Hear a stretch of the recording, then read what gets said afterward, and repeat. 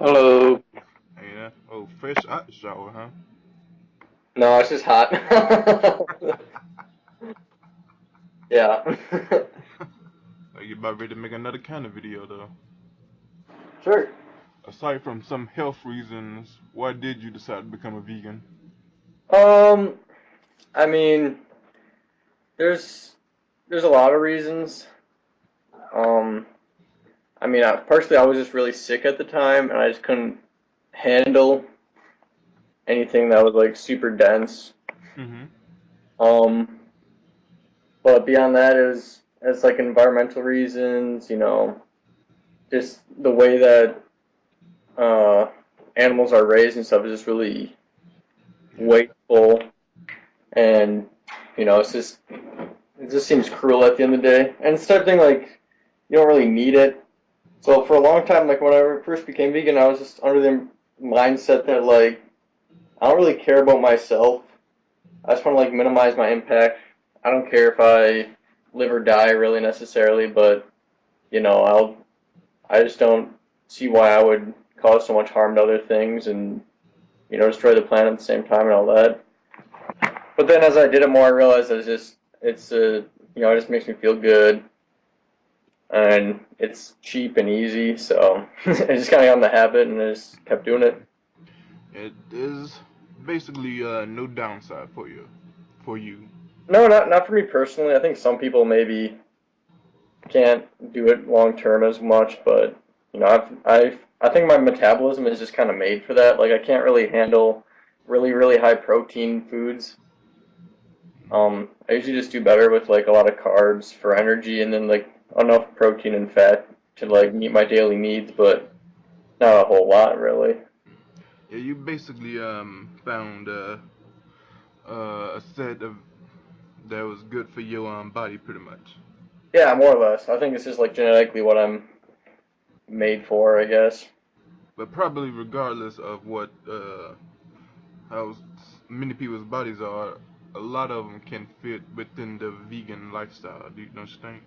Yeah, yeah. Yeah. I mean, the majority of food is vegan, and you pretty much can get all your nutrients or all the necessary things to live on it, really. So, there's little reason to not, unless you just, are just a regular person and don't really feel like doing anything different. Yes. One of the more interesting things I noticed about veganism is not necessarily about health, because you can eat, say, French fries and drink beer, right? Yeah, it's just like a moral ideology, really, at that point. It's a philosophy, pretty much. Yeah. Yeah, yeah. I still do things like that like on occasion. Like maybe I usually go out to eat like once a week or once every other week or sometimes twice a week, but for the most part I eat pretty simply, just like rice and beans or potatoes or tortillas and whatever, salad and fruit and pasta, whatever, just basic stuff. It's just easy and cheap, but on occasion it's nice to have those more fancy things. But yeah, there's a lot of vegans who just eat junk food.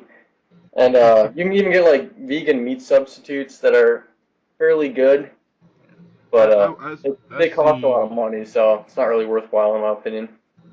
I seen a couple of those substitutes. They look like they're about on their way to being,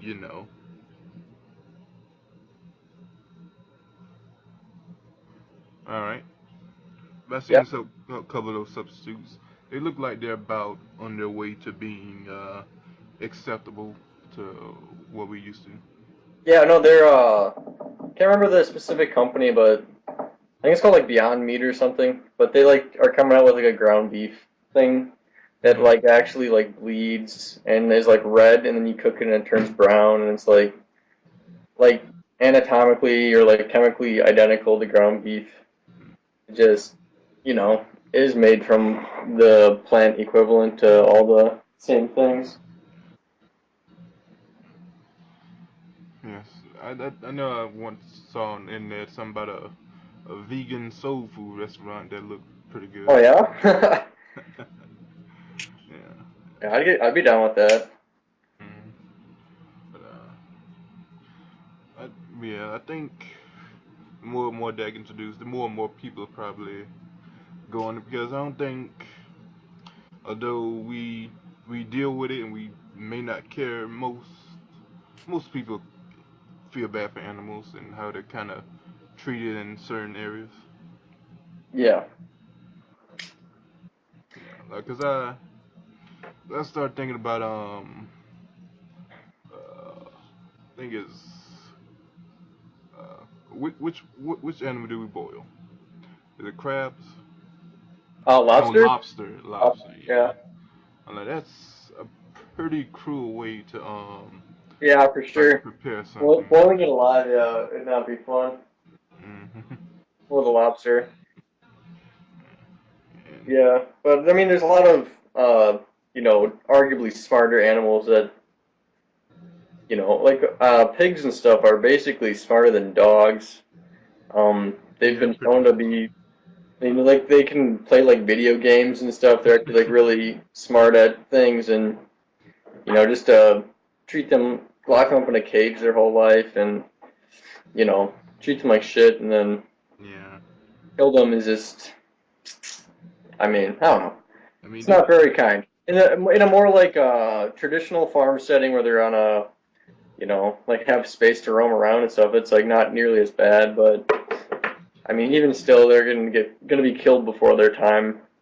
So yeah, and while they are to some degree, uh, we they can be pets if we want them to be.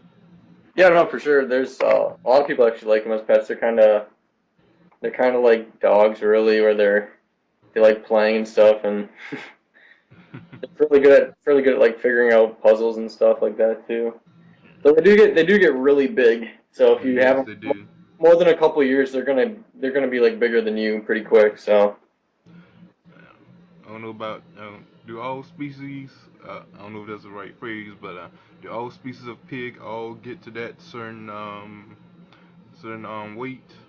I I know think I've I think seen all of pigs them of all of different them will end up colors. being hundreds of pounds. Uh, Some more so than others, but like you'll see like little like piglets that people have as pets. Like those are nice, but in a couple of years it's gonna be way bigger than that. hmm. There's never gonna be a pig, or at least anytime soon, be a pig that's gonna stay that size its whole life. Yeah, yeah.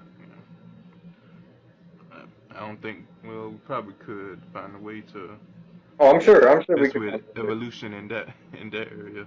Yeah. Yeah. And, but